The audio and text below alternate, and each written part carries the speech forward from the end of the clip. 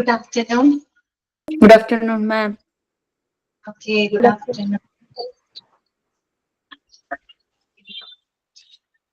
Good afternoon, ma'am.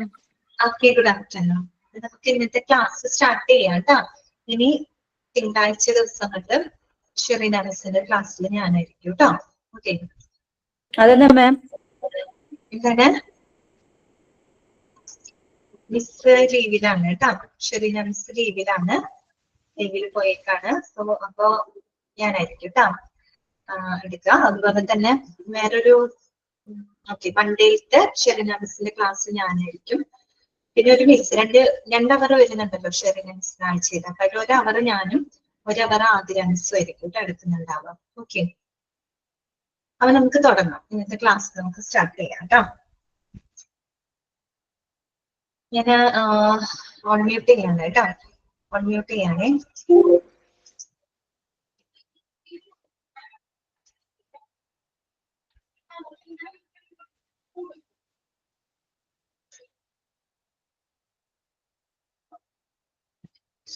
അപ്പൊ നമ്മള് കഴിഞ്ഞ ദിവസത്തെ ക്ലാസ്സിൽ നമ്മൾ കണ്ടതെന്തായിരുന്നു?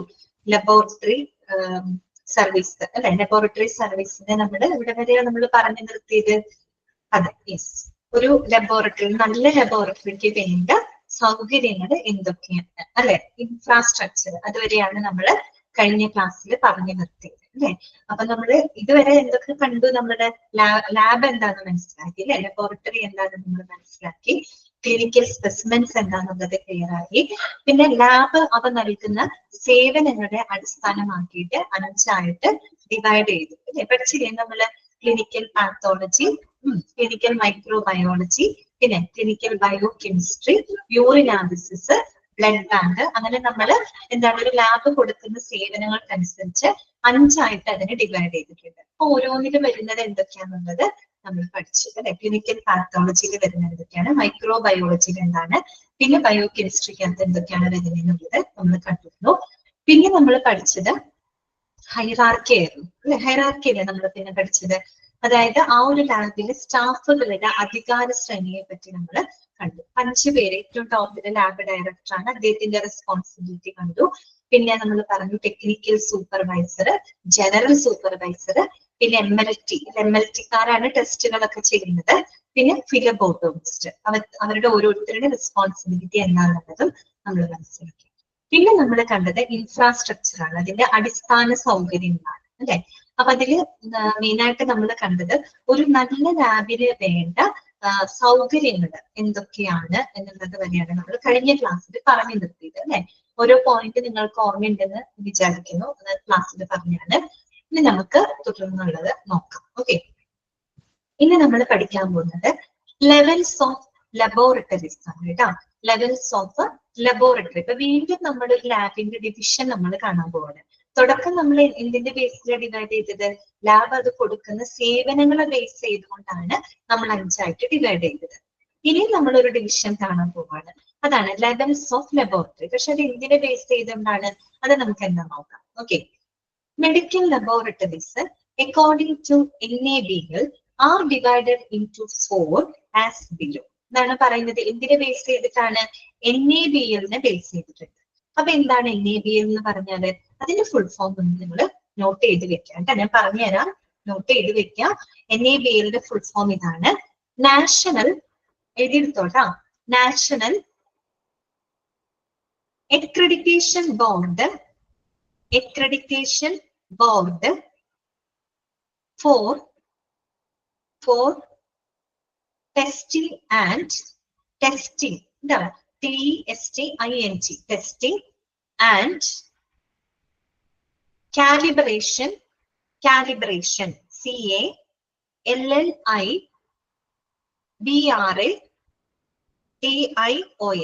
calibration laboratories, LABORATORIES.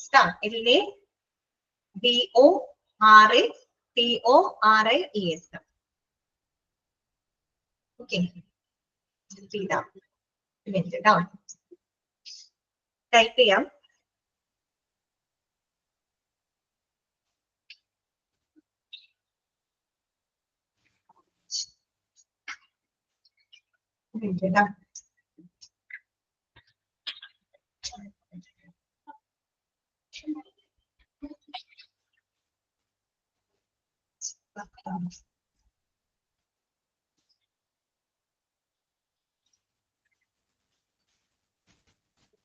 നാഷണൽ ആണ് കേട്ടോ, നാഷണൽ അക്രഡിറ്റേഷൻ ബോർഡ് കേട്ടോ, accreditation.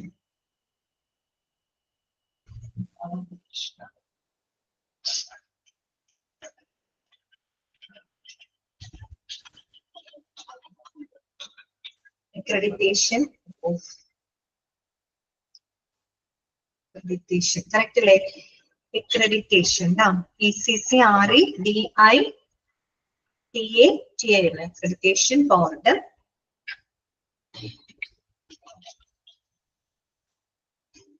Board for testing and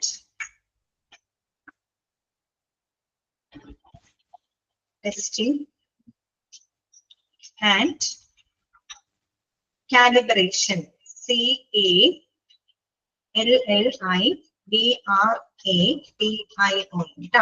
calibration laboratories.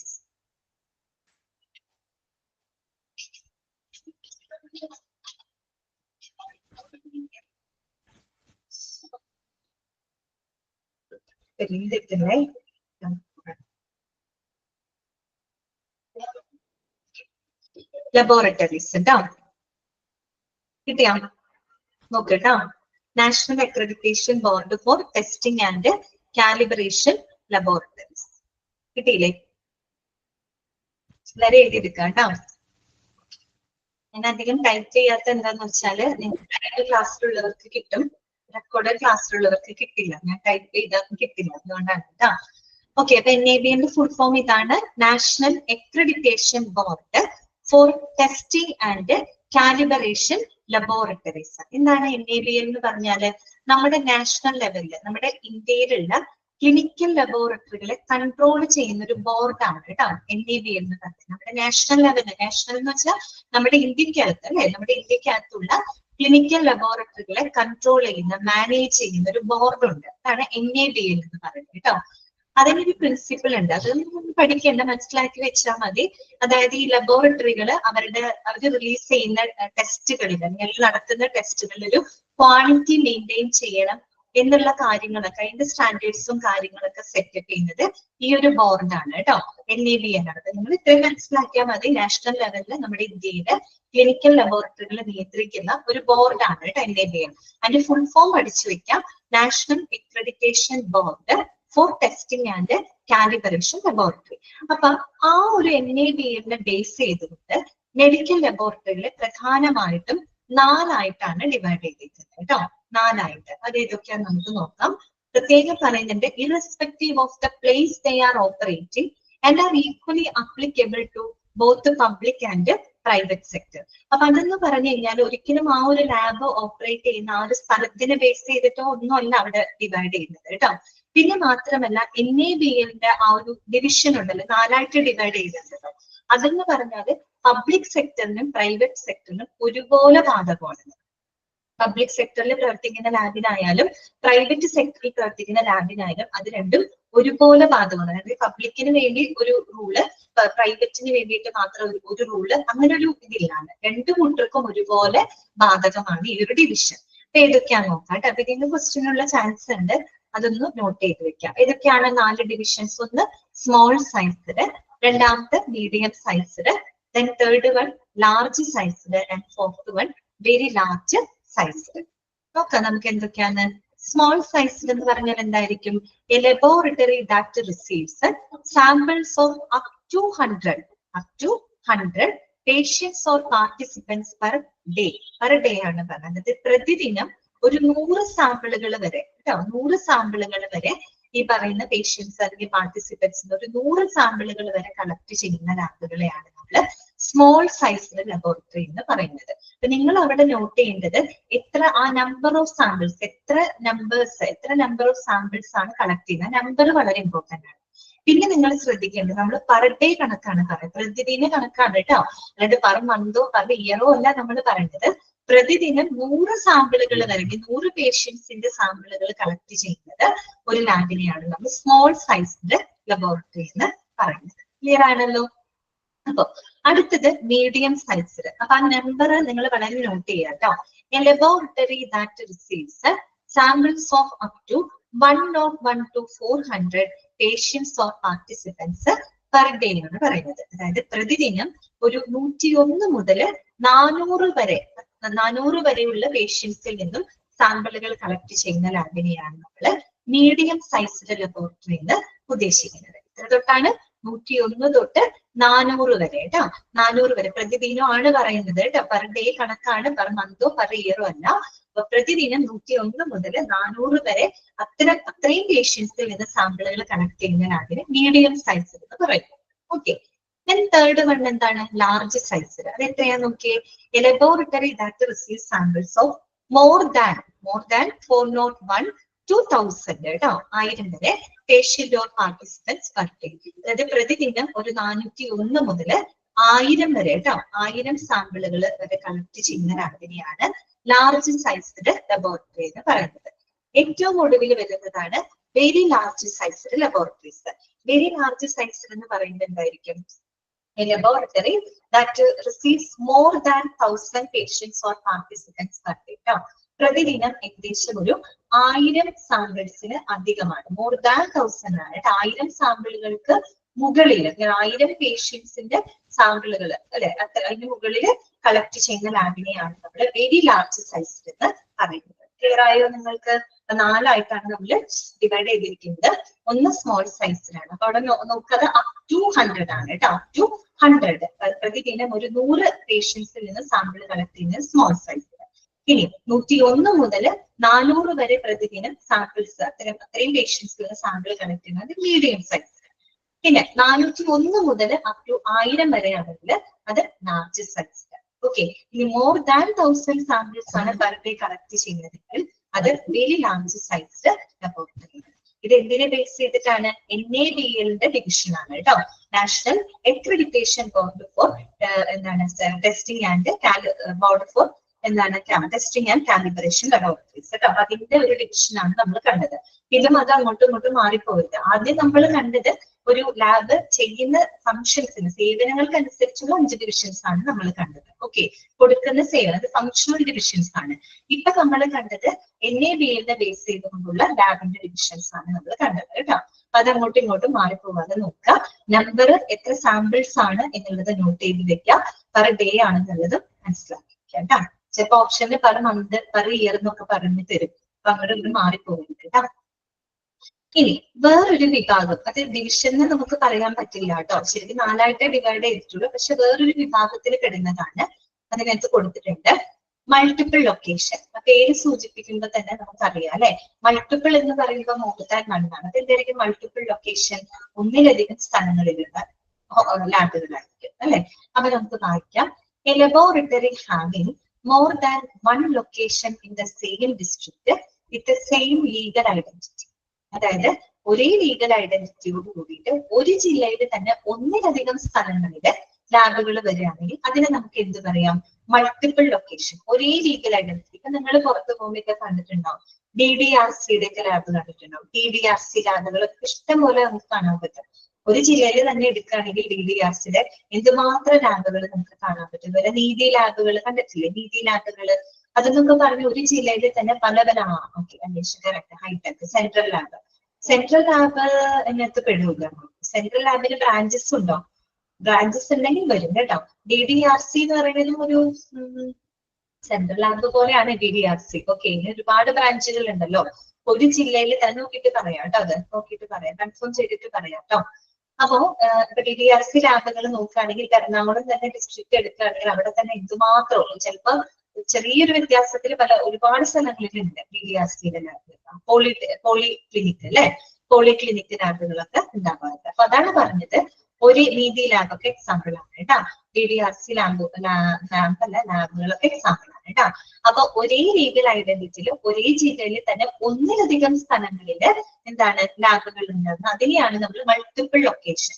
അറിയാലോ, മൾട്ടിപ്പിൾ എന്ന് പറയുമ്പോൾ ഒന്നിലധികം ലൊക്കേഷൻസിൽ വരുന്നു എന്നുള്ള അർത്ഥമാണ് കേട്ടോ. അത്രയും ക്ലിയർ ആയല്ലോ പറഞ്ഞത്. നമ്മളിപ്പൊ കണ്ടതൊന്നുമല്ല. NABLന്റെ ഒരു ബേസ് ചെയ്തുകൊണ്ട് നമ്മൾ 4ആയിട്ട് ഡിവൈഡ് ചെയ്തു. Small, medium, large and very large size കേട്ടോ. പിന്നെ മൾട്ടിപ്പിൾ ലൊക്കേഷൻ. ക്ലിയർ ആയി വെച്ചാൽ അടുത്ത ഭാഗത്തോട്ട് നമുക്ക് പോവാം കേട്ടോ. നെക്സ്റ്റ് വരുന്നതാണ് എക്യുപ്മെന്റ് കേട്ടോ. എക്യുപ്മെന്റ് എന്താണ് എക്യുപ്മെന്റ് എന്ന് പറഞ്ഞാല് ഉപകരണങ്ങൾ അല്ലെങ്കിൽ ഇൻസ്ട്രുമെന്റ്സ് അല്ലെ. നമുക്കറിയാം ലാബിനകത്ത് ഒരുപാട് എക്യുപ്മെന്റ്സുകൾ നമ്മൾ ഉപയോഗിക്കുന്നുണ്ട്. ഇവിടെ എന്തൊക്കെ എക്യുപ്മെന്റ്സ് ഉണ്ടെന്നല്ല നമ്മൾ പഠിക്കുന്നത്. ഈ എക്യുപ്മെന്റുകൾ കൈകാര്യം ചെയ്യുമ്പോൾ ശ്രദ്ധിക്കേണ്ട ചില കാര്യങ്ങളെ പറ്റിയാണ് അവിടെ പറഞ്ഞിരിക്കുന്നത്. അല്ലാണ്ട് ഏതൊക്കെ എക്യുപ്മെന്റ് ആണ് ലാബിൽ ഉപയോഗിക്കുന്നതെന്നല്ല അവിടെ പറയുന്നത്. എക്യുപ്മെന്റുകൾ കൈകാര്യം ചെയ്യുമ്പോഴും അത് ഹാൻഡിൽ ചെയ്യുന്ന സമയത്ത് ശ്രദ്ധിക്കേണ്ട കാര്യങ്ങൾ എന്തൊക്കെയാണ് അതാണ് അവിടെ ഡിസ്കസ് ചെയ്യുന്നത്. ഓക്കെ, ഇപ്പൊ നമുക്ക് വായിക്കാം കേട്ടോ. Each laboratory should arrange a list of equipment needed for functioning of the laboratory depending on the kind of test performed. അതായത് ഓരോ ലാബുകാരും അവർ ചെയ്യുന്ന പരിശോധനകൾക്ക് അനുസൃതമായുള്ള എക്യുപ്മെന്റുകളുടെ ഒരു ലിസ്റ്റ് അവർ തയ്യാറാക്കിയിരിക്കണം. ഇപ്പൊ നമ്മൾ പറഞ്ഞു ഓരോ ലാബിലും അവർ എന്തൊക്കെ ടെസ്റ്റുകളാണോ അവർ നടത്തുന്നത് അതിനനുസൃതമാക്കിയെങ്കിൽ അതിനനുസരിച്ചിട്ടുള്ള ഒരു ലിസ്റ്റ് ഓഫ് എക്യുപ്മെന്റ്സുകൾ ഓരോ ലാബിലും എന്ത് ചെയ്യണം, സജ്ജമാക്കണം. ഓരോ ലാബും അവരത് തയ്യാറാക്കണം അല്ലെ. ഇപ്പൊ ചെറിയ ലാബാണെങ്കിൽ ചിലപ്പോൾ വളരെ കുറച്ച് ടെസ്റ്റുകൾ മാത്രമേ അവിടെ ചെയ്യാനായിട്ട് പറ്റുള്ളൂ. അപ്പൊ അതിനനുസരിച്ചുള്ള എക്യുപ്മെന്റ്സ് അവിടെ സജ്ജമാക്കിയാൽ മതി. അതേസമയം നിങ്ങൾ പറഞ്ഞ പോളി ക്ലിനിക് ലാബൊക്കെ ആകുമ്പോൾ അവിടെ എന്ന് പറയുമ്പോൾ ഒരുപാട് വൈഡ് റേഞ്ച് ഓഫ് ടെസ്റ്റുകൾ ചെയ്യുന്ന ഒരു സ്ഥലമാണ്. അപ്പൊ അങ്ങനെയുള്ള സ്ഥലങ്ങൾ വരുമ്പോൾ ഒരുപാട് ടെസ്റ്റുകൾ പെർഫോം ചെയ്യുമ്പോൾ അതിനനുസരിച്ചുള്ള എക്യുപ്മെന്റുകൾ ആ ഒരു ലാബിൽ ഉണ്ടായിരിക്കണം. അതാണ് പറയുന്നത്. ലാബിൽ ചെയ്യുന്ന പരിശോധനയ്ക്ക് അനുസരിച്ച് നോക്കുന്ന എക്യുപ്മെന്റ്സിന്റെ ഒരു ലിസ്റ്റ് ഓരോ ലാബുകാരും തയ്യാറാക്കിയിരിക്കണം. Okay, equipment consist of hardware and software of instruments, measuring systems and laboratory information systems. അപ്പൊ നമ്മുടെ മനസ്സിൽ എക്യുപ്മെന്റ് എന്ന് കേൾക്കുമ്പോൾ നമ്മുടെ മനസ്സിൽ ഒരു ഇൻസ്ട്രുമെന്റുകളൊക്കെ നമ്മുടെ മനസ്സിലേക്ക് ഓടി വരുന്നത്, ഒരു ഉപകരണം അല്ലെങ്കിൽ എന്തെങ്കിലും തെർമോമീറ്ററോ അല്ലെങ്കിൽ മറ്റെന്താ പറയുക ഫ്ലാസ്കോ ഗ്ലാസ് ബീക്കർ പോലുള്ള സംഭവങ്ങളൊക്കെയാണ് പെട്ടെന്ന് നമ്മുടെ മനസ്സിലോട്ട് വരുന്നത്. അല്ലെങ്കിൽ അത്യാവശ്യം നല്ല എക്യുപ്മെന്റുകൾ അല്ലെ, വല്ല മെഷീൻസുകളൊക്കെ ആയിരിക്കും നമ്മുടെ മനസ്സിലേക്ക് ഓടി വരുന്നത്. അത് മാത്രമല്ല അവിടെ എക്യുപ്മെന്റ് നമുക്ക് ഉദ്ദേശിക്കുന്നത് കേട്ടോ. Equipment consist of hardware and software of instruments. Hardware of instruments ഒരുപാട് ഡിവൈസുകൾ ഉണ്ട് അല്ലെ, ടച്ചബിൾ ആയിട്ടുള്ള ഒത്തിരി ഡിവൈസുകൾ എക്യുപ്മെന്റുകൾ ലബോറട്ടറിക്കകത്ത് ഉപയോഗിക്കുന്നുണ്ട്. അതുപോലെ തന്നെ software of instruments. Software of instruments എന്ന് പറയുമ്പോൾ നമ്മൾ അവിടുത്തെ മെഡിക്കൽ എക്യുപ്മെന്റുകളെ കൺട്രോൾ ചെയ്യാനായിട്ട് മാനേജ് ചെയ്യാനായിട്ട് ഉപയോഗിക്കുന്ന ചില ആപ്ലിക്കേഷൻസ് ഉണ്ടായിരിക്കും അല്ലെ, ചില ഓപ്പറേറ്റിംഗ് സിസ്റ്റംസ് ഉണ്ടായിരിക്കും, സോഫ്റ്റ്വെയർ ഉണ്ടായിരിക്കും, പ്രോഗ്രാംസുകൾ ഉണ്ടായിരിക്കും. അതെന്നൊക്കെ പറഞ്ഞ് സോഫ്റ്റ്വെയർ നിൽക്കാം.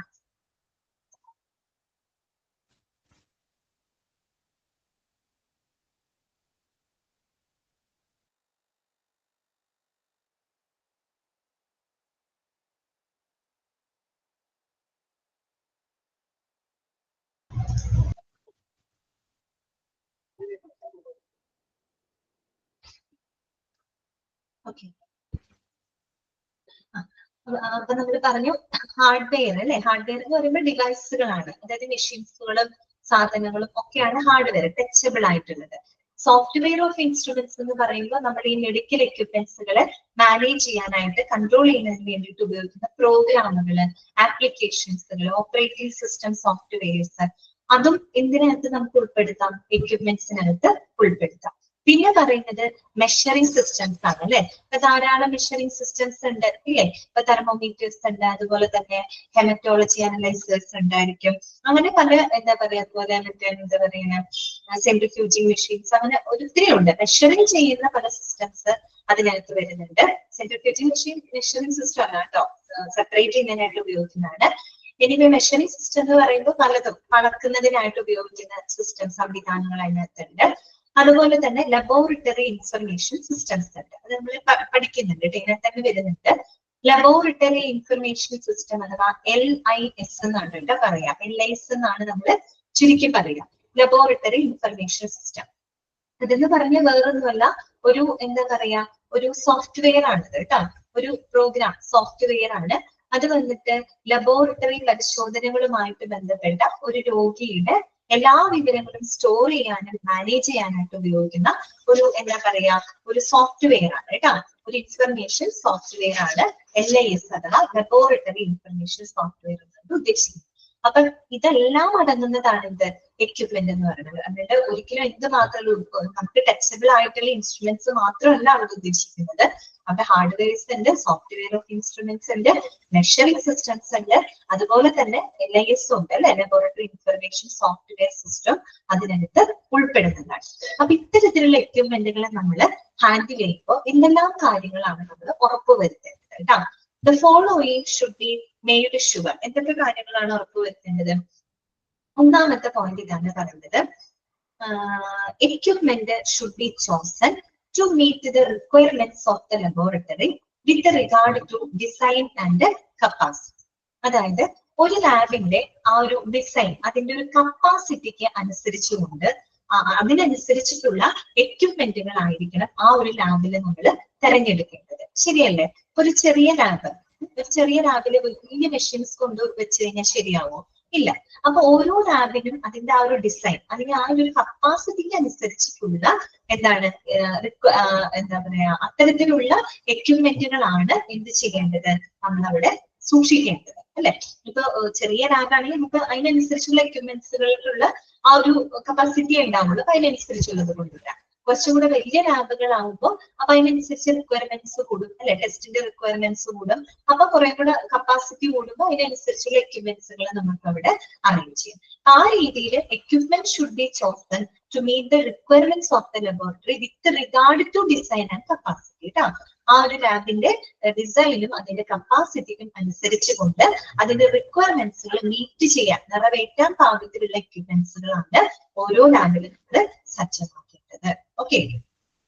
രണ്ടാമത്തെ പോയിന്റ് ഇതാണ്, all equipments should be qualified before it is taken for the clinical use.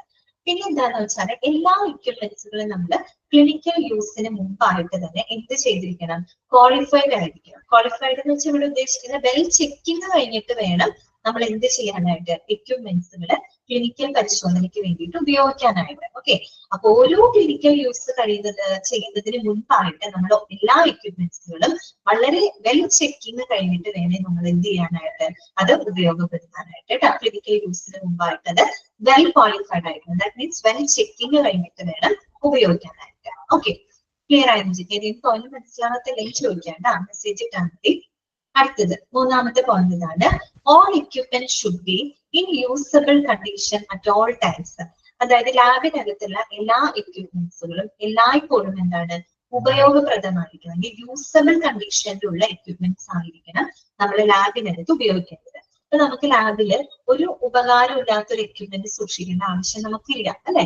അപ്പൊ അവിടെ എന്ത് ടെസ്റ്റ് ആണോ നടത്തുന്നത് അതിനനുസരിച്ച് ഉപയോഗപ്രദമാക്കുന്ന എക്യുപ്മെന്റ്സുകൾ മാത്രമേ നമ്മൾ അവിടെ സ്റ്റോർ ചെയ്താൽ മതി.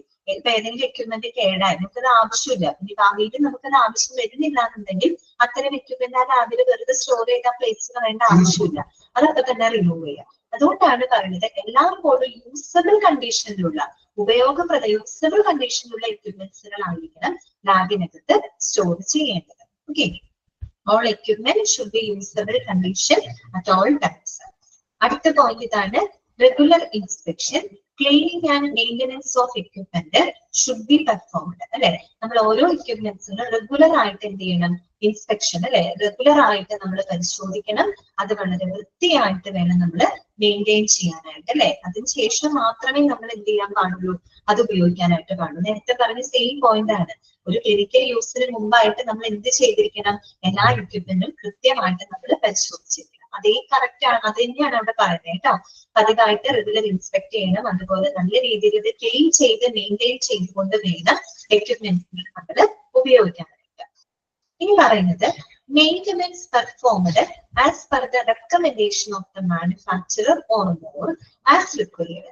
Example with over use or ageing of equipment. അത് മാത്രമല്ല നമ്മൾ ഈ പറയുന്ന എക്യുപ്മെന്റ്സുകളെ കൃത്യമായിട്ട് മെയിൻ്റനൻസ് നടത്തണം. ആരുടെ നിർദ്ദേശപ്രകാരം? അതിന്റെ മാനുഫാക്ചറർ റെക്കമെൻഡ് ചെയ്യുന്നത് അല്ലെ, അവരുടെ മാനുഫാക്ചറർ ശുപാർശ ചെയ്യുന്നതിനനുസരിച്ച് ടൈമിൽ നമ്മൾ എന്ത് ചെയ്തിരിക്കണം, മെയിൻ്റനൻസ് ചെയ്തിരിക്കണം ആവശ്യത്തിനനുസരിച്ച്. എക്സാമ്പിൾ പറയുന്നത് വിത്ത് over use or ageing of equipment. ഇപ്പൊ നമ്മൾ ചില എക്യുപ്മെന്റ് ഓവർ ആയിട്ട് യൂസ് ചെയ്യുമ്പോൾ അതിന് എന്തുണ്ടായിരിക്കും, പ്രവർത്തനക്ഷമത കുറഞ്ഞു വരും അല്ലെ. അതുപോലെ തന്നെ ചിലപ്പോൾ ക്രമേണ എക്യുപ്മെന്റ്സുകളുടെ എഫിഷ്യൻസി കുറഞ്ഞു വരും. അപ്പൊ തീർച്ചയായിട്ടും അവർ മാനുഫാക്ചറർ റെക്കമെൻഡ് ചെയ്യില്ല എത്ര വർഷം കൂടുമ്പോഴെങ്കിലും ഈ എക്യുപ്മെന്റ് മെയിൻ്റനൻസ് നടത്തിയിരിക്കണം.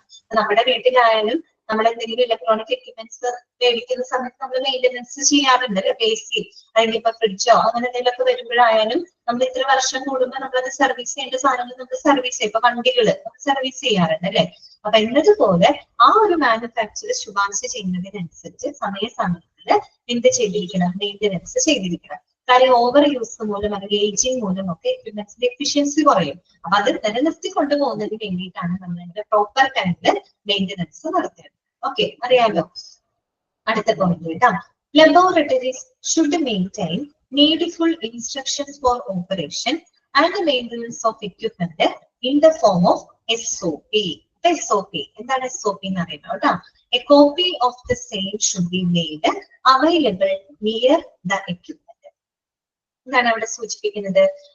ഈ ലബോറട്ടറികൾ അവിടുത്തെ പ്രവർത്തനങ്ങള് നന്നായിട്ട് നടക്കാനും അതുപോലെ എക്യുപ്മെന്റ്സുകളൊക്കെ മെയിൻറ്റെയിൻ ചെയ്യുന്നതിന് ആവശ്യമായിട്ടുള്ള എല്ലാ നിർദ്ദേശങ്ങളും ഗൈഡ് ലൈൻസ് അല്ലെ, ഇൻസ്ട്രക്ഷൻസ് SOP ഫോമിൽ എവിടെ സൂക്ഷിച്ചിരിക്കണം? ലാബിനകത്ത് സൂക്ഷിച്ചിരിക്കണം. അപ്പൊ നിങ്ങൾക്ക് സംശയം എന്താണ് SOP? SOPയുടെ ഫുൾ ഫോം ഒന്ന് പറഞ്ഞു തരാം. ഞാൻ ടൈപ്പ് ചെയ്യുന്നില്ല, സ്പെല് ചെയ്ത് തരാം, എഴുതി വെച്ചോളൂ. SOP എന്ന് പറഞ്ഞാല് സ്റ്റാൻഡേർഡ് STANDARD സ്റ്റാൻഡേർഡ് ഓപ്പറേറ്റിംഗ് ലോണ കറക്റ്റ് ആണ് കേട്ടോ. ഓപ്പറേറ്റിംഗ് പ്രൊസീജിയേഴ്സ് കറക്റ്റ് ആണ് കേട്ടോ. ലോണ ശ്രുതി കറക്റ്റ് ആണ് കേട്ടോ. Standard operating procedure, operating operating procedures. ചിലപ്പോ എവിടെയെങ്കിലും കേട്ടിട്ടുണ്ടാവും അല്ലെ, സ്റ്റാൻഡേർഡ് ഓപ്പറേറ്റിംഗ് പ്രൊസീജിയേഴ്സ്. ഇനി കുറെ ഭാഗങ്ങൾ വരുന്നുണ്ട് കേട്ടോ. അതായത് ഒരു ലാബിനകത്ത് അവരുടെ പ്രവർത്തനങ്ങൾ നടത്താനും ആ എക്യുപ്മെന്റ്സുകൾ മെയിൻറ്റെയിൻ ചെയ്യുന്നതിനുള്ള എല്ലാ ഗൈഡൻസ് ഒരു SOP ഫോം. എന്താണ് SOP? സ്റ്റാൻഡേർഡ് ഓപ്പറേറ്റിംഗ് പ്രൊസീജിയർ എന്ന് പറഞ്ഞാൽ it is A step wise guide lines or instructions ആണ് കേട്ടോ. ഒരു ഘട്ടമായിട്ടുള്ള ഒരു ഗൈഡ് ലൈൻസ് ആണ്, മാർഗനിർദ്ദേശങ്ങളാണ്. എന്തിനു വേണ്ടിയിട്ടാണ്? ആ എക്യുപ്മെന്റ് എങ്ങനെ യൂസ് ചെയ്യണമെന്ന് അതിന്റെ ജീവനക്കാർക്ക് നൽകുന്ന ഒരു ഘട്ടമായിട്ടുള്ള ഇൻസ്ട്രക്ഷൻസ് അല്ലെങ്കിൽ മാർഗനിർദ്ദേശങ്ങളെയാണ് നമ്മൾ സ്റ്റാൻഡേർഡ് ഓപ്പറേറ്റിംഗ് പ്രൊസീജിയർ എന്ന് പറയുന്നത്. അപ്പൊ നമ്മൾ ചില എക്യുപ്മെന്റ് മേടിക്കുമ്പോൾ യൂസർ മാനുവൽ ഒക്കെ നമുക്ക് കിട്ടില്ലേ, അതിനകത്ത് കൃത്യമായിട്ട് എഴുതിയിട്ടുണ്ടോ അത് എങ്ങനെ ഉപയോഗിക്കണം, ഏത് രീതിയിൽ അപ്ലൈ ചെയ്യണം എന്നുള്ള കാര്യങ്ങൾ എഴുതിയിട്ടുണ്ട്. എന്നതുപോലെ ലാബിലെ പ്രവർത്തനങ്ങളും ഈ എക്യുപ്മെന്റിന്റെ മെയിൻ്റനൻസുമായിട്ട് ബന്ധപ്പെട്ട എല്ലാ ഡയറക്ഷൻസും ഗൈഡ് ലൈൻസും ഒരു സ്റ്റെപ്പ് വൈസ് എന്ന രീതിയിൽ അവിടെ SOP എന്നാണ് SOP എന്ന് പറയുന്നത് SOP ഫോമിൽ ഒരു ലാബിനകത്ത് എപ്പോഴും സൂക്ഷിച്ചിട്ടുണ്ടായിരിക്കും. ഓക്കെ, പിന്നെ എന്താ പറയുന്നത്? A copy of the same should be made available near the equipment. അപ്പൊ അതിന് ഒരു കോപ്പി നമ്മൾ നിർബന്ധമായിട്ട് ലാബിൽ സൂക്ഷിച്ചിരിക്കണം. മറു കോപ്പി നമ്മൾ എവിടെ വെച്ചിരിക്കണം? എക്യുപ്മെന്റിന്റെ അരികിനായിട്ട് നമ്മൾ എപ്പോഴും സൂക്ഷിച്ചിരിക്കണം. കാരണം ഈ എക്യുപ്മെന്റ് എന്താ പറയാ ഓപ്പറേറ്റ് ചെയ്യാൻ വരുന്ന ആളുകൾ ഇപ്പൊ മാറിക്കഴിഞ്ഞാലും ഇപ്പൊ സ്ഥിരമായിട്ട് വരുന്ന ഒരാളല്ല, വേറൊരാളാണ് വരുന്നതെങ്കിൽ കൂടിയും അയാൾക്ക് അത് ഓപ്പറേറ്റ് ചെയ്യണമെങ്കിൽ ഈ ഒരു SOP ഫോമിൽ നോക്കിക്കഴിഞ്ഞാൽ അവർക്ക് കൃത്യമായിട്ട് അറിയാൻ പറ്റും ആ ഒരു എക്യുപ്മെന്റ് എങ്ങനെയാണ് യൂസ് ചെയ്യേണ്ടത്. അപ്പൊ ആ രീതിയിൽ വേണം ലാബിനകത്ത് സ്റ്റോർ ചെയ്തിട്ടുണ്ട്. മനസ്സിലായില്ല? അപ്പൊ ആ ലാബിനകത്ത് എന്തെല്ലാം എക്യുപ്മെന്റ്സുകൾ ഉണ്ടോ ആ എക്യുപ്മെന്റ്സിന്റെ എല്ലാം തന്നെ എന്താണ് SOP ഫോമില് ആ ഒരു ഇൻസ്ട്രക്ഷൻസ് അവിടെ ഒരു കോപ്പി ലാബിനകത്ത് സൂക്ഷിച്ചിരിക്കണം. മറു കോപ്പി എന്ന് പറയുന്നത് ഈ ഒരു എക്യുപ്മെന്റിന്റെ അരികിലായിട്ട് ഉണ്ടായിരിക്കും വേണം, അവൈലബിൾ ആണ്. ഓക്കെ, ക്ലിയർ ആയല്ലോ പറഞ്ഞത്? Laboratory should maintain needful instructions four operation and maintenance of equipment in the form of a SOP. A copy of the same should be made available near the equipment. അടുത്ത point ഇതാണ്, all equipment should undergo calibration and verification. അതായത് എല്ലാ എക്യുപ്മെന്റുകളും നിർബന്ധമായിട്ടും കാലിബ്രേഷനും വെരിഫിക്കേഷനും വിധേയമാക്കിയിരിക്കണം. എന്താണ് calibrate ചെയ്യാന്ന് പറഞ്ഞാൽ എന്താണ് ഉദ്ദേശിക്കുന്നത്? ശരിക്കും പറഞ്ഞാൽ അതിന്റെ കൃത്യത പരിശോധിക്കുക കേട്ടോ. ഓരോ എക്യുപ്മെന്റുകളുടെ കൃത്യത പരിശോധിക്കുക, അങ്ങനെ ഓർത്തു വെച്ചാൽ മതി. ശരിക്കും കാലിബ്രേഷൻ എന്ന് പറയുമ്പോൾ comparison between the two measurements അങ്ങനെയൊക്കെ പറയും, ഒത്തു നോക്കുക, അല്ലെങ്കിൽ രണ്ട് മെഷർമെന്റ്സുകൾ തമ്മിൽ നമ്മൾ എന്ത് ചെയ്ത് നോക്കാം, കമ്പയർ ഒക്കെ ചെയ്ത് നോക്കുക. അതായത് ഇപ്പൊ ഒരു എക്യുപ്മെന്റിന്റെ ഒരു സ്റ്റാൻഡേർഡ് എന്താ പറയാ ഒരു സ്റ്റാൻഡേർഡ് വാല്യൂ എത്ര കാണിക്കണമെന്നുണ്ടാവും. അപ്പൊ ആ സ്റ്റാൻഡേർഡ് വാല്യൂ അത് ടെസ്റ്റ് ചെയ്ത് വരുന്ന വാല്യൂ തമ്മിലുള്ള ഒരു ഡിഫറൻസ് ഒക്കെ ഉണ്ട്. അത്രയ്ക്കൊന്നും നിങ്ങൾ ചിന്തിക്കേണ്ട. ഇവിടെ കാലിബ്രേഷൻ എന്ന് പറഞ്ഞാൽ എന്താണ്? ഒരു ഉപകരണത്തിന്റെ കൃത്യത സ്ഥിരീകരിക്കുക. അങ്ങനെ മനസ്സിലാക്കി വെച്ചാൽ കേട്ടോ. അപ്പൊ എപ്പോഴും ഓരോ എക്യുപ്മെന്റ്സിന്റെ കൃത്യത സ്ഥിരീകരിച്ച് വെരിഫൈ ചെയ്ത് വെക്കണമെന്നാണ് പറയുന്നത്. എന്തുകൊണ്ടാണ്? നമുക്കറിയാം, നമ്മള് ഇപ്പൊ ലാബിലെ ടെസ്റ്റുകൾ എന്ന് പറഞ്ഞാൽ എല്ലാം മാനുവലി ചെയ്യുന്നതല്ല, അല്ലെ? എല്ലാം ഈ പറയുന്ന എക്യുപ്മെന്റുകളുടെ ഒക്കെ സഹായത്തോട് കൂടിയിട്ടാണ് നമ്മൾ ചെയ്യുന്നത്. അപ്പൊ ഈ എക്യുപ്മെന്റുകളിൽ എന്തെങ്കിലും എഫിഷ്യൻസി കുറവ് വന്നു കഴിഞ്ഞാൽ അതൊക്കെ എന്തിനെ ബാധിക്കും? ടെസ്റ്റിന്റെ റിസൾട്ടിനെ ബാധിക്കും, അല്ലെ? കറക്റ്റ് ആയിട്ടുള്ള റിസൾട്ട് നമുക്ക് കിട്ടില്ല. അപ്പൊ അതുകൊണ്ടാണ് പറയുന്നത് ഓരോ എക്യുപ്മെന്റുകളും കൃത്യമായിട്ടുള്ള കാലിബ്രേഷനും വെരിഫിക്കേഷനും വിധേയമാക്കിയിരിക്കണം. കൃത്യമായിട്ട് സ്ഥിരീകരിച്ച് വെരിഫൈ ചെയ്ത് ഉറപ്പുവരുത്തിയിരിക്കണം കേട്ടോ. അതുകൊണ്ടാണ് മെയിൻ്റനൻസും കാര്യങ്ങളൊക്കെ പ്രോപ്പർ ടൈമിലൊക്കെ ചെയ്യണമെന്ന് പറയുന്നത്. അതുകൊണ്ടാണ് കേട്ടോ. അല്ലെങ്കിൽ അത് ടെസ്റ്റിന്റെ റിസൾട്ടിനെ ബാധിക്കും, ക്വാളിറ്റിനെ ബാധിക്കും. Okay, all equipment should undergo calibration and verification. അടുത്ത പോയിന്റ് ഇതാണ്. Maintenance contracts including warranty cards, telephone numbers of personnel needs to be contacted in the event of equipment malfunction should be kept safely but within reach for the user. എന്താണ് പറയുന്നത്? നമുക്കറിയാം അല്ലെ, ഈ പറയുന്ന എക്യുപ്മെന്റ്സുകളൊക്കെ മേടിക്കുന്ന സമയത്ത് അതിന്റെ വാറന്റി കാർഡ്സുകളൊക്കെ ഉണ്ടായിരിക്കും, അല്ലെ? വാറന്റി കാർഡ്സുകൾ, അതുപോലെ തന്നെ ഏതെങ്കിലും കാരണവശാൽ എക്യുപ്മെന്റ് മാൽ ഫംഗ്ഷൻ ആയി കഴിഞ്ഞാൽ, പ്രവർത്തിക്കാതെ വരികയാണെങ്കിൽ, അല്ലെങ്കിൽ പ്രവർത്തന തകരാറുകൾ എന്തെങ്കിലും സംഭവിക്കുകയാണെങ്കിൽ അത് റിപ്പയർ ചെയ്യുന്നതിന് വേണ്ടിയിട്ടുള്ള ആ ഒരു പേഴ്സണൽ, അല്ലെ, ആ ഒരു ഉദ്യോഗസ്ഥന്റെ കോൺടാക്ട് നമ്പറും അവിടെ ഉണ്ടായിരിക്കണം, അല്ലെ? പെട്ടെന്ന് എക്യുപ്മെന്റ് കേടായിപ്പോയി, അപ്പൊ നമുക്ക് എന്ത് ചെയ്യണം? ഇമീഡിയറ്റ് ആയിട്ട് തന്നെ എന്ത് ചെയ്യണം? അതുമായിട്ട് ബന്ധപ്പെട്ട വ്യക്തിയെ വിളിച്ചറിയിക്കണം, അല്ലെ? അത് കറക്റ്റ് ആക്കാൻ വേണ്ടിയിട്ട് റിപ്പയർ ചെയ്യണം. അപ്പൊ അതിന് വേണ്ടി ടെലിഫോൺ നമ്പേഴ്സ് എപ്പോഴും എവിടെ സൂക്ഷിച്ചിരിക്കണം? ലാബിനകത്ത് സൂക്ഷിച്ചിരിക്കണം. അതും within reach for the user, യൂസറിന് റീച്ചബിൾ ആയിട്ടുള്ള സ്ഥലത്ത് എപ്പോഴും അവൈലബിൾ ആക്കിയിരിക്കണം. മനസ്സിലായല്ലോ? അപ്പൊ വാറന്റി കാർഡുകള്, അതുപോലെ ഏതെങ്കിലും കാരണവശാൽ എക്യുപ്മെന്റ്സ് മാൽ ഫംഗ്ഷൻ ആയി കഴിഞ്ഞാൽ അത് റിപ്പയർ ചെയ്യുന്നതിനുള്ള പേഴ്സണിന്റെ കോൺടാക്ട് നമ്പർ വിത്തിൻ ദ റീച്ചില് എവിടെ ലഭ്യമാക്കിയിരിക്കണം? ലാബിനകത്ത് ലഭ്യമാക്കിയിരിക്കണം, അല്ലെങ്കിൽ ഉണ്ടായിരിക്കും. ഓക്കെ, അടുത്ത പോയിന്റ് ഇതാണ്. User manual should be readily available for the reference. ഓരോ എക്യുപ്മെന്റിന്റെയും യൂസർ മാനുവലുകളും എവിടെ ഉണ്ടായിരിക്കണം? റെഫറൻസിനായിട്ട് അവിടെ ലഭ്യമാക്കിയിരിക്കണം, അല്ലെ? ഓക്കെ, ഇത്രയും കാര്യങ്ങളാണ്, ഒക്കെ നമുക്ക് അറിയാവുന്ന കാര്യങ്ങളാണ്, അല്ലെ? എല്ലാം നമുക്ക് അറിയാവുന്ന കാര്യങ്ങളാണ് ഈ പറഞ്ഞത്. അപ്പം എക്യുപ്മെന്റുമായിട്ട് ബന്ധപ്പെട്ട് ശ്രദ്ധിക്കേണ്ട കാര്യങ്ങളാണ് കേട്ടോ. അപ്പൊ ഒന്നാമത്തെ പോയിന്റ് പറഞ്ഞ ഇത്രയേ ഉള്ളൂ. ഒരു ലാബിന്റെ കപ്പാസിറ്റി, അതിന്റെ ഒരു ഡിസൈൻ, അതിന്റെ ഒരു ഇൻഫ്രാസ്ട്രക്ചർ, അല്ലെ, സൗകര്യങ്ങൾക്കും അതിന്റെ കപ്പാസിറ്റിക്കും അനുസരിച്ച് കൊണ്ടുള്ള എക്യുപ്മെന്റുകളായിരിക്കണം അതത് ലാബുകൾ തിരഞ്ഞെടുക്കേണ്ടത്. അതുപോലെ തന്നെ ഓരോ എക്യുപ്മെന്റ്സുകളും ക്ലിനിക്കൽ യൂസിന് മുമ്പായിട്ട് ക്വാളിഫൈഡ് ആയിരിക്കണം. ദാറ്റ് മീൻസ് വെൽ ചെക്ക് കഴിഞ്ഞിട്ട് വേണം അത് നമ്മൾ ഉപയോഗപ്പെടുത്താനായിട്ട്. അതുപോലെ തന്നെ എപ്പോഴും ഓൾവേസ് യൂസബിൾ കണ്ടീഷനുള്ള എക്യുപ്മെന്റ്സുകൾ മാത്രം നമ്മൾ ലാബിൽ സൂക്ഷിക്കാനായിട്ട് ശ്രദ്ധിക്കുക. പിന്നെ എപ്പോഴും റെഗുലർ ആയിട്ട് പരിശോധനകൾ നടത്താൻ, ക്ലീൻ ചെയ്യുക, മെയിൻ്റനൻസ് കാര്യങ്ങളൊക്കെ ചെയ്യുക. അതും മാനുഫാക്ചറിന്റെ ശുപാർശ പ്രകാരം മെയിൻ്റനൻസ് ഒക്കെ കറക്റ്റ് ആയിട്ട് പ്രോപ്പർ ആയിട്ട് ചെയ്തു പോവുക. പിന്നെ എപ്പോഴും ആ ഒരു ലാബിന്റെ പ്രവർത്തനങ്ങൾക്കായാലും ആ എക്യുപ്മെന്റിന്റെ മെയിൻ്റനൻസിന് വേണ്ടിയിട്ടുള്ള നിർദ്ദേശങ്ങൾ ഒരു SOP ഫോമിലും, സ്റ്റാൻഡേർഡ് ഓപ്പറേറ്റിംഗ് പ്രൊസീജിയർ ഫോമില് എവിടെ സൂക്ഷിച്ചിരിക്കണം? ലാബിനകത്ത് സൂക്ഷിച്ചിരിക്കണം. അതിൽ ഒരു കോപ്പി ലാബിനകത്തുണ്ട്, ഒരു കോപ്പി നമ്മൾ എപ്പോഴും എക്യുപ്മെന്റിന്റെ അരികിലായിട്ട് പ്രൊവൈഡ് ചെയ്തിരിക്കണം. അതുപോലെ തന്നെ എല്ലാ എക്യുപ്മെന്റ്സും നിർബന്ധമായിട്ടും കാലിബ്രേഷനും വെരിഫിക്കേഷനും വിധേയമാക്കിയിരിക്കണം. എക്യുപ്മെന്റുമായിട്ട് ബന്ധപ്പെട്ട വാറന്റി കാർഡുകൾ, എക്യുപ്മെന്റുകൾക്ക് എന്തെങ്കിലും പ്രവർത്തന എന്താ പറയാ ബുദ്ധിമുട്ട് വന്നു കഴിഞ്ഞാൽ അത് റിപ്പയർ ചെയ്യാനുള്ള ആ ഒരു വ്യക്തിയുടെ കോൺടാക്ട് നമ്പറും അവിടെ എപ്പോഴും അവൈലബിൾ ആക്കിയിരിക്കണം. യൂസർ മാനുവലുകളും എപ്പോഴും റെഫറൻസിന് വേണ്ടിയിട്ട് അവിടെ ഉണ്ടായിരിക്കണം, ലഭ്യമാക്കിയിരിക്കണം. ഇത്രയും കാര്യങ്ങളാണ് ഇവിടെ ശ്രദ്ധിക്കുന്നത്. വേറെ ഏതെങ്കിലും പോയിന്റ് ക്ലിയർ ആവാത്തുണ്ടെങ്കിൽ ചോദിക്കാം കേട്ടോ. ഓക്കെ ആണോ? ഓക്കെ ആണ് പറഞ്ഞ കാര്യങ്ങള്?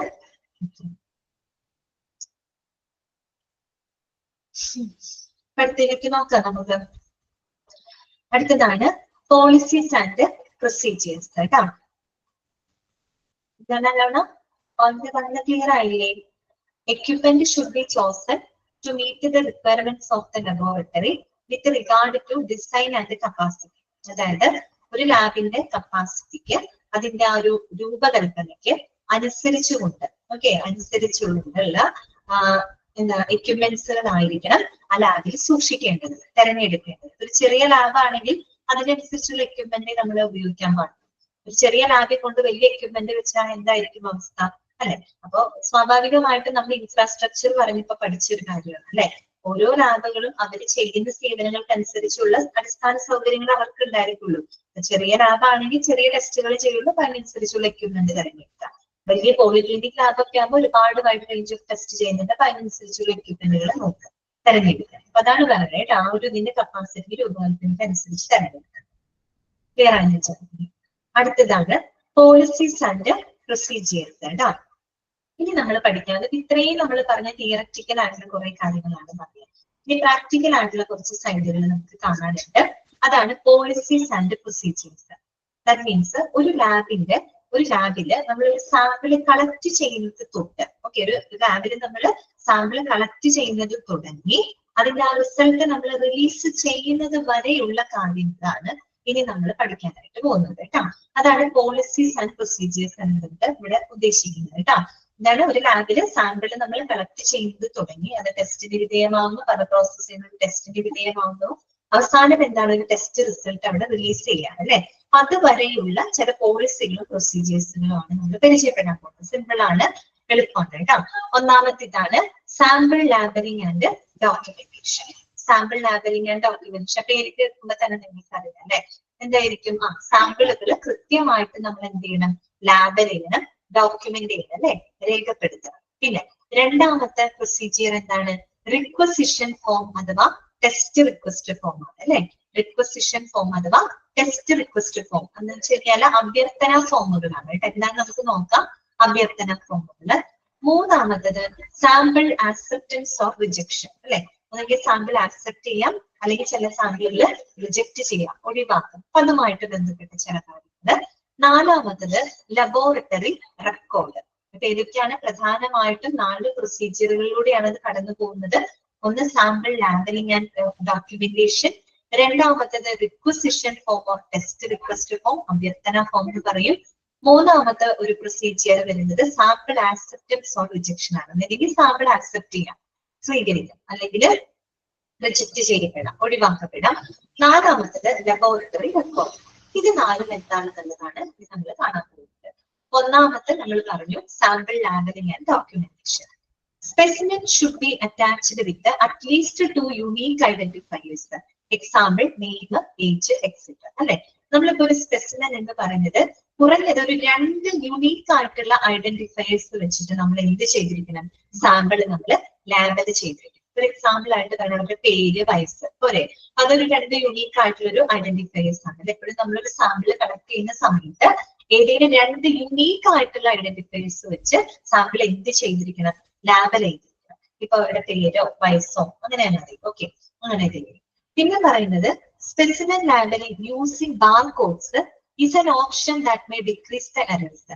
അതുകൂടാതെ ബാർകോഡ് യൂസ് ചെയ്തുകൊണ്ടുള്ള ലാബലിംഗ്. ഓക്കെ, ബാർകോഡ് ലാബലിംഗ് അത് ഏറ്റവും ഇപ്പൊ ലേറ്റസ്റ്റ് ആയിട്ടുള്ള ഒരു എന്താ പറയാ സിസ്റ്റം ആണ് ബാർകോഡ് ലാബലിംഗ്. അത് അങ്ങനെ ചെയ്യുമ്പോൾ നമുക്ക് ഒരുപാട് എററുകൾ കുറയ്ക്കാനായിട്ട് സാധിക്കും. നമ്മുടെ സൂപ്പർ മാർക്കറ്റിലൊക്കെ പോകുമ്പോൾ കണ്ടിട്ടില്ല, എല്ലാം ബാർകോഡ് ലാബലിംഗ് ആണ് അല്ലെ. അപ്പൊ ബാർകോഡ് ലാബലിംഗ് ആകുമ്പോൾ നമുക്ക് ഒരുപാട് എററുകൾ കുറയ്ക്കാനായിട്ട് സാധിക്കും. നിങ്ങളൊന്ന് ആലോചിച്ച് നോക്കിയാൽ നമ്മളിപ്പോ സാമ്പിൾ മേടിക്കും, നമ്മൾ ഒരു സ്റ്റിക്കർ ഒട്ടിച്ച് നമ്മൾ കൈകൊണ്ട് ഇങ്ങനെ എഴുതുമ്പോൾ ചിലപ്പോൾ പല തെറ്റുകൾ വരാം.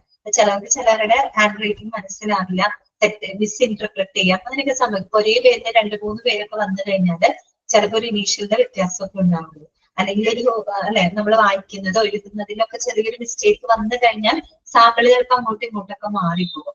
അതേസമയം നമ്മൾ ബാർകോഡ് ഉപയോഗിച്ച് ലാബൽ ചെയ്യുകയാണെങ്കിൽ അങ്ങനെ ഒരു വിഷയമേ അവിടെ വരുന്നില്ല. ശരിയല്ലേ? അപ്പൊ അതുകൊണ്ടാണ് പറയുന്നത് specimen labelling using barcodes is an option that may decrease the errors. അപ്പൊ ബാർകോഡ് ലാബലിംഗ് എന്ന് പറയുന്നത് നല്ലൊരു ഓപ്ഷൻ ആണ്. അതിലൂടെ നമുക്ക് പല എററുകളും നമുക്ക് കുറയ്ക്കാനായിട്ട് സാധിക്കും. ഓക്കെ, അടുത്ത എന്താ പറയുന്നത്? Label may include the following details. ഒരു ലാബല് നമ്മൾ ലാബൽ ചെയ്യുന്നു പറഞ്ഞല്ലോ. അപ്പൊ ലാബലിൽ ഉൾപ്പെടുത്തേണ്ട കാര്യങ്ങൾ എന്തൊക്കെയാണ്? ഇതൊക്കെ നമുക്ക് അറിയാവുന്നതാണ്. പേഷ്യൻസ് നെയിം, ഏജ്, ജെൻഡർ അല്ലെ. പേഷ്യന്റിന്റെ പേര്, അയാളുടെ വയസ്സ്, അതുപോലെ തന്നെ അയാളുടെ ആ ഒരു ജെൻഡർ ഐഡന്റിറ്റി അല്ലെ, അത് കൃത്യമായിട്ട് നമ്മൾ ലാബിൽ ചെയ്തിരിക്കണം. അതുപോലെ തന്നെ പേഷ്യന്റ് ID നമ്പർ അല്ലെ, പേഷ്യന്റിന്റെ ഐഡന്റിറ്റി നമ്പർ അതിനകത്ത്. അത് നമുക്ക് ഓൾറെഡി ഹോസ്പിറ്റലിൽ പോകുമ്പോൾ ഒരു പ്രത്യേക ഐഡന്റിറ്റി നമ്പർ കിട്ടും. അത് എപ്പോഴും ഓൾവേസ് സെയിം ആയിരിക്കും. അപ്പൊ ആ ഒരു ID നമ്പർ അതിനകത്ത് ഉണ്ടായിരിക്കണം. അതുപോലെ തന്നെ ടെസ്റ്റ് റിക്വസ്റ്റ്, എന്തെല്ലാം ടെസ്റ്റുകളാണ് റിക്വസ്റ്റ് ചെയ്തിരിക്കുന്നത്, ഏതെല്ലാം ടെസ്റ്റുകളാണ് ആ സാമ്പിൾ ഉപയോഗിച്ച് ചെയ്യേണ്ടത് എന്നുള്ളത് കൃത്യമായിട്ട് ലേബൽ ചെയ്യണം. അപ്പൊ നമ്മൾ ബ്ലഡ് കളക്ട് ചെയ്യുന്നത് LFT, ലിവർ ഫംഗ്ഷൻ ആണെങ്കിൽ LFT എഴുതുക, അല്ലെങ്കിൽ ഇപ്പൊ ഒരു യൂറിൻ കൾച്ചറിന് വേണ്ടിയിട്ടാണ് എടുക്കുന്നത്. അപ്പൊ എന്തിനാണോ ആ ടെസ്റ്റ് നടത്തുന്നത്, എന്ത് ടെസ്റ്റ് ആണോ നടത്തുന്നത് അത് കൃത്യമായിട്ട് അതിനകത്ത് രേഖപ്പെടുത്തിയിട്ടുണ്ടായിരിക്കണം. പിന്നെ പറയുന്നത് time and date of specimen collection. ഈ സ്പെസിമെൻ കളക്ട് ചെയ്യുന്നതിന്റെ ടൈമും ഡേറ്റും അവിടെ കൃത്യമായിട്ട് ലേബൽ ചെയ്തിരിക്കണം. മനസ്സിലായോ പറഞ്ഞത്? എന്തൊക്കെ കാര്യങ്ങളാണ്? പേഷ്യന്റിന്റെ പേര്, ഏജ്, ജെൻഡർ, പേഷ്യന്റിന്റെ ഐഡന്റിറ്റി നമ്പർ, എന്തൊക്കെ ടെസ്റ്റുകളാണ് റിക്വസ്റ്റ് ചെയ്തേക്കുന്നത് എന്നുള്ള, ഏതൊക്കെ ടെസ്റ്റുകളാണ് നടത്താനായിട്ട് അതിനകത്ത് ഉദ്ദേശിക്കുന്നത്, ആ ടെസ്റ്റുകളുടെ പേരുകൾ എഴുതി വെക്കുക. ആ സാമ്പിൾ കളക്ട് ചെയ്ത ടൈമും ഡേറ്റും ആ ലാബിനകത്ത് ഉണ്ടായിരിക്കണം. അത്രയുള്ള സംഭവം. ഒന്നാമത്തെ മനസ്സിലായല്ലോ, sample labelling and documentation. Clear ആയിരിക്കും. രണ്ടാമത്തത് കേട്ടോ, നെക്സ്റ്റ് എന്താണ് വരുന്നത്? Requisition form or test request form ആണ്. അഭ്യർത്ഥന ഫോം എന്ന് പറയുന്ന സംഭവം. എന്താണ് നമ്മൾ ഉദ്ദേശിക്കുന്നത്? The requisition form should be finished by the doctor or health worker requesting the test and sent together with the specimen or patient to the laboratory. ആരാണ് requisition form fill ചെയ്യുന്നത്? ആരാണ് റിക്വസിഷൻ ഫോം ഫിനിഷ് ചെയ്യുന്നത്? ആരാണ്? Doctor ആണ്, അല്ലെ? ഒരു physician, അല്ലെ? Means ഒരു ഡോക്ടർ അല്ലെങ്കിൽ ബന്ധപ്പെട്ടൊരു ഹെൽത്ത് വർക്കർ ആയിരിക്കും എന്ത് ഫിനിഷ് ചെയ്യുന്നത്? റിക്വസിഷൻ ഫോം ഫിനിഷ് ചെയ്യുന്നത്. എന്ന് പറഞ്ഞാല് നമുക്കറിയാം, ഒരു രോഗി, ഒരു ഫിസിഷ്യൻ, ഒരു ഡോക്ടറുടെ നിർദ്ദേശപ്രകാരമായിരിക്കാം ഒരു രോഗി എന്ത് ചെയ്യുന്നത്? ലാബ് പരിശോധനയ്ക്ക് വിധേയമാവുന്നത്, അല്ലെ? അപ്പൊ ഒരു ഡോക്ടറെ അടുത്ത് രോഗി വരുന്നു, അപ്പൊ ഡോക്ടർക്ക് അത് കണ്ടുപിടിക്കുന്നതിന് വേണ്ടി ഡോക്ടർ എന്ത് ചെയ്യും? ചില ടെസ്റ്റുകൾക്ക് റിക്വസ്റ്റ് ചെയ്യും. രോഗിക്ക് ഇന്ന ടെസ്റ്റുകൾ റിക്വസ്റ്റ് ചെയ്തുകൊണ്ട് അയാൾ എന്ത് ചെയ്യണം? ലാബിലേക്ക് അവർ പറഞ്ഞു വിടുകയാണ്. അപ്പൊ ആ ഒരു സംഭവമാണ് പറഞ്ഞത്. അപ്പൊ അവിടെ നിന്ന് ഒരു ക്വസ്റ്റ്യൻ വേണമെങ്കിൽ ചോദിക്കാം, റിക്വസിഷൻ ഫോം ആരാണ് ഫിനിഷ് ചെയ്യുന്നത്? ആരാണ് ഫിനിഷ് ചെയ്യുന്നത്? ഒരു ഡോക്ടർ അല്ലെങ്കിൽ ഹെൽത്ത് വർക്കർ ആണ് ഫിനിഷ് ചെയ്യുന്നത്, അല്ലെ? എന്നിട്ട് എന്ത് ചെയ്യും? സ്പെസിമെൻ അല്ലെങ്കിൽ പേഷ്യന്റിനോടൊപ്പം തന്നെ ലാബിലേക്ക് അവരെ പറഞ്ഞേക്കാം. ഇന്ന ടെസ്റ്റുകൾ ചെയ്യണമെന്ന് ആവശ്യപ്പെട്ടുകൊണ്ട് അവരെ ലാബിലേക്ക് പറഞ്ഞു വിടുകയാണ്.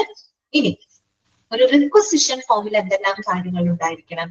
ഇതേ കാര്യങ്ങൾ അവിടെ ഉണ്ടായിരിക്കണം. പേഷ്യൻസ് ഐഡന്റിറ്റി, അല്ലെ? പേഷ്യന്റിന്റെ ആ ഒരു ഐഡന്റിറ്റി, അയാളുടെ പേര്, അയാളുടെ വയസ്സ്, അങ്ങനെയുള്ള കാര്യങ്ങൾ ഉണ്ടായിരിക്കണം. ഏജ്, അല്ലെ? വയസ്സ് ഉണ്ടായിരിക്കണം. Location, date and time of specimen collection, investigations requested, and the source of sample. Bracketൽ കൊടുത്തിട്ടുണ്ട്. Example for culture and histopathology should also be included. എന്തൊക്കെ വേണം? ഒന്ന് പേഷ്യന്റിന്റെ ഐഡന്റിറ്റി, അവരുടെ വയസ്സ്, അവരുടെ ലൊക്കേഷൻ, എവിടെ നിന്നാണ് ആ രോഗി വരുന്നത്, ആ സാമ്പിൾ കളക്ട് ചെയ്ത ടൈം ആൻഡ് ഡേറ്റ്, പിന്നെ ആ സാമ്പിൾ ഉപയോഗിച്ച് എന്തെല്ലാം ടെസ്റ്റുകളാണ് ആ ഒരു ഫിസിഷ്യൻ റിക്വസ്റ്റ് ചെയ്തേക്കുന്നത്, എന്തൊക്കെ ടെസ്റ്റുകളാണ് നടത്താനായിട്ട് പറഞ്ഞിരിക്കുന്നത്.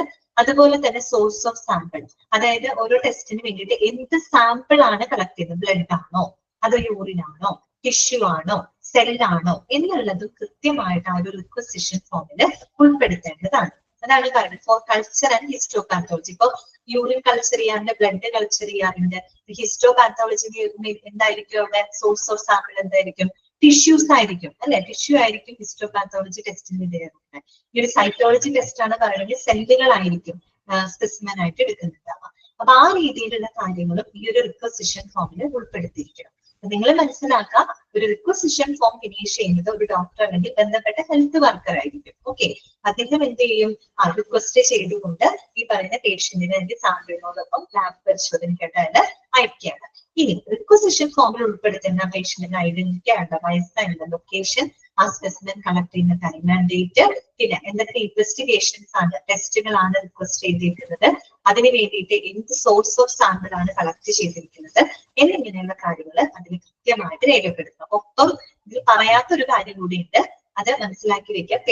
ഏത് ഡോക്ടറാണ് കേട്ടോ, ആ ഡോക്ടറുടെ പേര് കൂടെ ശരിക്കും അതിനകത്ത് ഉൾപ്പെടുത്തേണ്ടതാണ് കേട്ടോ. റിക്വസിഷൻ ഫോമിലെ ഏത് ഡോക്ടറാണ് അവർക്ക് അതിനായിട്ട് റിക്വസിഷൻ കൊടുത്തേക്കുന്നത്, അയാളുടെ പേരും കൂടെ ആ ഡിപ്പാർട്ട്മെന്റും അതിനകത്ത് ഉൾപ്പെടുത്തേണ്ടതാണ് കേട്ടോ. അതിനകത്ത് കൊടുത്തിട്ടില്ല, പക്ഷെ നമുക്ക് മനസ്സിലാക്കി വെച്ചു. അടുത്തതാണ് സാമ്പിൾ ആക്സെപ്റ്റൻസ് ഓഫ് റിജക്ഷൻസ് കേട്ടോ. അതായത് ഒന്നില്ലെങ്കിൽ സാമ്പിൾ ആക്സെപ്റ്റ് ചെയ്യാം, അല്ലെങ്കിൽ എന്ത് ചെയ്യപ്പെടാം? റിജക്ട് ചെയ്യപ്പെടാം. എന്താണ് അതിനെ പറ്റി പറയുന്നത്? All specimens should be checked on receiving in the laboratory for the fitness for the test. ഇതാണ് അവിടെ ഫുൾ സ്റ്റോപ്പ് ഇടുന്നത്, ടെസ്റ്റ്. അതായത് ഈ ഒരു ലാബിലേക്ക് കളക്ട് ചെയ്ത് വരുന്നെങ്കിൽ ലാബിൽ റിസീവ് ചെയ്യുന്ന എല്ലാ സ്പെസിമെനുകളും എന്താണ്? പരിശോധനാ യോഗ്യമാണോ, അതാണ് ഞാൻ പറഞ്ഞത്, പരിശോധനാ യോഗ്യമാണോ എന്ന് ടെസ്റ്റ് ചെയ്യാനുള്ള ഉത്തരവാദിത്തം ആർക്കുണ്ട്? ലാബിനുണ്ട്. മനസ്സിലായോ? അതായത് ഒരു ലാബിനകത്തേക്ക് സ്പെസിമെൻസ് കൊണ്ടുവരുമ്പോ അത് അങ്ങനെ തന്നെ എടുത്ത് പരിശോധിക്കുകയല്ല ചെയ്യുന്നത്. ഈ കൊണ്ടുവന്ന സാമ്പിളുകള് പരിശോധനാ യോഗ്യമാണോ നോക്കണം. പരിശോധനയ്ക്ക് ആപ്റ്റ് ആയിട്ടുള്ള സാമ്പിൾസ് തന്നെയാണോ കൊണ്ടുവന്നേക്കുന്നത്, ശരിയായ അളവിൽ വോള്യത്തിലുണ്ടോ എന്നുള്ള കാര്യം ആദ്യം നോക്കണം. എന്നിട്ട് മാത്രമേ എന്തിനു വിധേയമാക്കോ, ടെസ്റ്റിങ്ങിനായിട്ട് വിടാനായിട്ട് പാടുള്ളൂ. അതാണ് ആദ്യം പറഞ്ഞിരിക്കുന്നത് കേട്ടോ. All specimen should be checked on receiving in the laboratory four fitness for the test കേട്ടോ. വരുന്ന സാമ്പിളുകൾ പരിശോധനാ യോഗ്യമാണോ എന്ന് പരിശോധിക്കേണ്ടത് ഒരു ലാബിന്റെ ഉത്തരവാദിത്തമാണ്. ദാറ്റ് മീൻസ് എന്തൊക്കെയാണ് പരിശോധനാ യോഗ്യമാണോ എന്ന് പറയുന്നത്? എന്തൊക്കെയാണ് ഉദ്ദേശിക്കുന്നത്? These checks should include suitable container, അതുപോലെ ക്വാണ്ടിറ്റി ഓർ വോളിയം, ബ്രാക്കറ്റിൽ കൊടുത്തിട്ടുണ്ട് in case of blood or urine sample, അതുപോലെ തന്നെ ക്വാളിറ്റി ഓഫ് സാമ്പിൾ, ബ്രാക്കറ്റിൽ in the case of tissue samples, any leakage etcetera. ഇപ്പൊ ഈ സാമ്പിളുകൾ കൊണ്ടുവരുന്നത് സ്യൂട്ടബിൾ ആയിട്ടുള്ള കണ്ടെയ്നറിലാണോ, സ്റ്റെറിലൈസ്ഡ് ആയിട്ടുള്ള കണ്ടെയ്നറിലാണോ? ചില ആൾക്കാർ ഇപ്പൊ വീട്ടിൽ എന്തെങ്കിലും ഡത്തയിലൊക്കെ എടുത്ത് യൂറിനൊക്കെ കളക്ട് ചെയ്ത് കൊണ്ടുവരുന്ന ആളുകളുണ്ട്. അങ്ങനെ പറ്റില്ല. ഇപ്പോഴത്തെ എന്ന് പറയുമ്പോൾ എല്ലാ ലാബിനകത്ത് സ്റ്റെറിലൈസ് ചെയ്ത ബോട്ടിൽസ് അവര് സപ്ലൈ ചെയ്യും, കൊടുക്കും അല്ലെ. കാര്യം അതിൽ കണ്ടാമിനേഷൻ ഉണ്ടാവില്ല. പക്ഷെ നമ്മൾ ചിലപ്പോൾ വീട്ടിൽ നിന്നൊക്കെ കൊണ്ടുവന്നതിന് ചിലപ്പോൾ എല്ലാ കണ്ടാമിനേഷൻ ഒക്കെ ഉണ്ടെങ്കിൽ അത് ആ ടെസ്റ്റിന്റെ റിസൾട്ടിനെ ബാധിക്കും. സോ അത് വരുന്ന സാമ്പിളുകൾ സ്യൂട്ടബിൾ കണ്ടെയ്നറിലാണോ വരുന്നത്, അതുപോലെ പരിശോധനയ്ക്ക് അനുസരിച്ചുള്ള വോള്യം ഉണ്ടോ, ക്വാണ്ടിറ്റി ഉണ്ട്. അപ്പൊ ബ്ലഡ് ആണെങ്കിൽ ഇവര് ലാബിലാണെങ്കിൽ പറയും, കണ്ടെയ്നർ തരുമ്പോൾ അവർ പറയും എത്ര അളവില് യൂറിൻ കളക്ട് ചെയ്ത് കൊണ്ടുവരാൻ പറയും, അളവ് പറയും ഇവര്. കാര്യം അതിന് നടത്തേണ്ട ടെസ്റ്റുകൾക്ക് അത്രയും ക്വാണ്ടിറ്റി ആവശ്യമായിരിക്കും. അപ്പൊ ആ ഒരു ടെസ്റ്റിന് ആവശ്യമായിട്ടുള്ള വോളിയം ക്വാണ്ടിറ്റി ഉണ്ടോ, പ്രത്യേകിച്ച് ബ്ലഡിന്റെ യൂറിന്റെ കാര്യത്തില്. അതുപോലെ തന്നെ ക്വാളിറ്റി ഓഫ് സാമ്പിൾ, കളക്ട് ചെയ്യുന്ന സാമ്പിള് ക്വാളിറ്റി ഉള്ളതാണോ, ടെസ്റ്റിന് വിധേയമാക്കാൻ ക്വാളിറ്റി ഉള്ളതാണോ, ഏതെങ്കിലും ലീക്കേജസ്, എന്തെങ്കിലും ചോർച്ചകളോ കാര്യങ്ങളോ കണ്ടെയ്നറിലൊക്കെ കൊണ്ട് എന്തെങ്കിലും ലീക്കേജസോ കാര്യങ്ങളോ ഉണ്ടോ എന്നുള്ള കാര്യങ്ങളാണ് അവിടെ ഉദ്ദേശിക്കുന്നത്. അപ്പൊ അതായത് വരുന്ന സ്പെസിമെൻസ് എന്ന പരിശോധന യോഗ്യമാണോ എന്നുള്ളത് നോക്കണം. ദാറ്റ് മീൻസ് അത് സ്യൂട്ടബിൾ കണ്ടെയ്നറിലാണോ, ശരിയായ ക്വാണ്ടിറ്റി വോളിയം ഉണ്ടോ, അതുപോലെ വന്ന സാമ്പിളുകൾ അത്യാവശ്യം ക്വാളിറ്റി ഉള്ളതാണോ എന്നുള്ള ചെക്കിങ് ആദ്യം പ്രിലിമിനറി ആയിട്ട് നടത്തണം. അത് ഓക്കെ ആണെങ്കിൽ മാത്രമേ പിന്നെ എന്തിന് കൊടുക്കാൻ പറ്റുള്ളൂ, ടെസ്റ്റിങ്ങിന് കൊടുക്കാനായിട്ട് സാധിക്കൂ. ക്ലിയർ ആയല്ലോ? അടുത്തത്, record should be kept four acceptance or rejection. ഇവിടെ ഒരു ഓർ, ഒരു ബാർ, ഒരു സ്ലാഷ് പോലെ ഒരു സൈൻ കൊടുത്തോളൂ കേട്ടോ. ഒരു സ്ലാഷ് പോലെ കൊടുത്തോളൂ കേട്ടോ, എന്നാലേ കറക്റ്റ് ആവുള്ളൂ. Record should be kept four acceptance or rejection. ബ്രാക്കറ്റിൽ പറയുന്നത് വിത്ത് റീസൺസ് ആൻഡ് ആക്ഷൻസ് സ്പെസിഫൈഡ് കേട്ടോ of all the samples received in the laboratory as per the criteria defined earlier. ഇവിടെ ആസ് പെർ ദ ക്രൈറ്റീരിയൻ ഇല്ലേ, അല്ല the criterion എന്നുള്ളത് വെട്ടിക്കോട്ടാ, the criteria എന്നുള്ളത് വെട്ടിക്കോളൂ. ഇങ്ങനെ വായിക്കാം, as per the criteria defined earlier, അങ്ങനെ വായിക്കാം കേട്ടോ. As per the criteria defined earlier. അതായത് നമ്മളിപ്പോ ഒരു ലാബിനകത്ത് സാമ്പിൾ ആക്സെപ്റ്റ് ചെയ്യുകയാണെങ്കിലും റിജക്ട് ചെയ്യുകയാണെങ്കിൽ അതിന്റെ കാര്യകാരണ സത്യം കൃത്യമായിട്ട് നമ്മൾ എന്ത് ചെയ്തിരിക്കണം, റെക്കോർഡ് ചെയ്ത് വെക്കും. സാമ്പിൾ ആക്സെപ്റ്റ് ചെയ്യുമ്പോൾ സ്വാഭാവികമായിട്ട് നമ്മൾ റെക്കോർഡ് ചെയ്യും. ഇനി ചില നമ്മൾ പറഞ്ഞല്ലോ, ഇപ്പൊ വരുന്ന സാമ്പിളുകള് പരിശോധന യോഗ്യമാണോ എന്ന് നമ്മൾ ആദ്യം ചെക്ക് ചെയ്യും. അപ്പൊ ചെക്ക് ചെയ്ത് നോക്കുമ്പോൾ പരിശോധന യോഗ്യമല്ലെന്ന് കണ്ടു കഴിഞ്ഞാൽ നമ്മൾ എന്ത് ചെയ്യും, ആ സാമ്പിൾ റിജക്ട് ചെയ്യും. അവരോട് പറയും ഇത് ഇന്ന കാരണം കൊണ്ട് ഇത് പരിശോധിക്കാൻ പറ്റില്ല, അപ്പൊ നിങ്ങൾ ഒന്നുകൂടെ കളക്ട് ചെയ്ത് കൊണ്ടുവരാൻ പറഞ്ഞിട്ട് ആ സാമ്പിൾ ഞങ്ങൾക്ക് റിജക്ട് ചെയ്ത് വിടും. അപ്പൊ എന്ത് തന്നെയാണെങ്കിലും ആക്സെപ്റ്റ് ചെയ്യുകയാണെങ്കിലും റിജക്ട് ചെയ്യുകയാണെങ്കിലും അതിന്റെ കൃത്യമായിട്ടുള്ള റെക്കോർഡ് ലാബിനകത്ത് സൂക്ഷിച്ചിരിക്കണം. അത് പ്രത്യേക മാനദണ്ഡങ്ങൾക്ക് വിധേയമായിട്ട് കേട്ടോ. ആസ് ദ ക്രൈറ്റീരിയ, അതിന്റെ കൃത്യമായിട്ടുള്ള ഒരു മാനദണ്ഡങ്ങളുടെ ക്രൈറ്റീരിയ ഉണ്ട്. അതിനെ ബേസ് ചെയ്തുകൊണ്ട് ആക്സെപ്റ്റ് ചെയ്യുന്നതിന്റെയും റിജക്ട് ചെയ്യുന്നതിന്റെയും കാര്യകാരണ സഹിതം കൃത്യമായിട്ട് ലാബിനകത്ത് റെക്കോർഡ് ചെയ്യേണ്ടതാണ്. ഓക്കെ, ലാസ്റ്റ് പറയുന്നത് if laboratory rejects any sample, ഇപ്പൊ ലബോറട്ടറി ഏതെങ്കിലും സാമ്പിൾ റിജക്ട് ചെയ്യാണെന്നിരിക്കട്ടെ, ഇപ്പൊ ഇത് ക്വാളിഫൈഡ് ആണെങ്കിൽ അത് റിജക്ട് ചെയ്യും. റിജക്ട് ചെയ്യുമ്പോൾ it should be informed the patient or doctor and need for the recollection. ആ വിവരം ആരെ അറിയിച്ചിരിക്കണം, പേഷ്യന്റിനെ അറിയിച്ചിരിക്കണം, ഡോക്ടറിനെ അറിയിച്ചിരിക്കണം. അതുപോലെ തന്നെ ആ ഒരു റീകളക്ഷൻ, വീണ്ടും കളക്ട് ചെയ്യുന്നതിന്റെ ആവശ്യത്തിന് അവരെ ബോധ്യപ്പെടുത്തുന്നുണ്ട്. പിന്നെ നമ്മൾ വെറുതെ ഒരു കാര്യം റിജക്ട് ചെയ്തു, എന്തുകൊണ്ട് റിജക്ട് ചെയ്തു എന്ന് അറിയാനുള്ള അവകാശം പേഷ്യന്റിനുണ്ട്, ഡോക്ടർക്കും. ഇപ്പൊ ഡോക്ടറോട് അല്ലെങ്കിൽ പേഷ്യന്റിനും, ഡോക്ടറോട് അല്ലെങ്കിൽ തന്നെ രണ്ടുപേരോടും ഇൻഫോം ചെയ്യണം. ഇന്ന കാരണം കൊണ്ടാണ് ഈ ഒരു സാമ്പിൾ റിജക്ട് ചെയ്തത്. അപ്പൊ അത് റിജക്ട് ചെയ്യാനുണ്ടായ കാരണം അത് റീകളക്ട് ചെയ്യുന്നതിന്റെ ആവശ്യകതയും അവരെ അറിയിച്ചിരിക്കണം. ക്ലിയർ ആയോ പറഞ്ഞത്? ഇനി ഇത്രയും മതി കേട്ടോ. അടുത്തത് നമുക്ക് നെക്സ്റ്റ് ക്ലാസ്സിൽ പറയാം. ഓക്കെ, അപ്പൊ നമ്മള് എന്തൊക്കെയാ പറഞ്ഞത്, ഏതൊക്കെയായിരുന്നു? സാമ്പിൾ ലാബലിന്, requisition form, sample acceptance or rejection. ഇതാണ് അവിടെ വരെയാണ് നമ്മൾ പറഞ്ഞത്. ഓക്കെ, അൺമ്യൂട്ട് ചെയ്യാണ്. എന്തെങ്കിലും ഡൗട്ട് ഉണ്ടെങ്കിൽ ചോദിക്കാം കേട്ടോ.